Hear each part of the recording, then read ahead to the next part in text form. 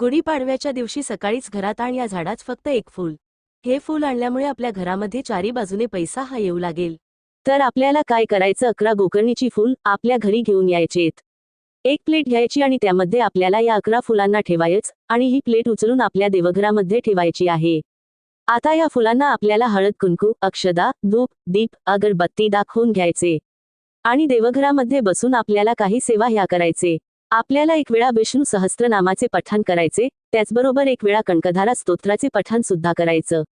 संपूर्ण दिवसभर प्लेट ही देवघरामध्ये ठेवायची आणि संध्याकाळी आपण गुढी खाली उतरवतील तेव्हा त्यावरचा जो तांबे आहे तो लगेचच आपल्याला घरी घेऊन यायचा आहे आणि त्यामध्ये आपल्याला गच्च तांदूळ भरायचेत आणि हा तांब्या आपल्याला आपल्या देवघरामध्ये ठेवायचा आणि या तांब्यावर आपण जी 11 गोकर्णीची फुलं आहेत ती ठेवायची. संपूर्ण दिवसभर संपूर्ण रात्रभर हा तांब्या तिथेच ठेवायचा आहे. दुसऱ्या दिवशी आपल्याला लाल रंगाचा कपडा घ्यायचा, त्यामध्ये या गोकर्णीच्या फुलांना ठेवायचा. त्याचबरोबर तो तांदूळ ठेवून ही पोटली आपल्या तिजोरीमध्ये ठेवायची आहे.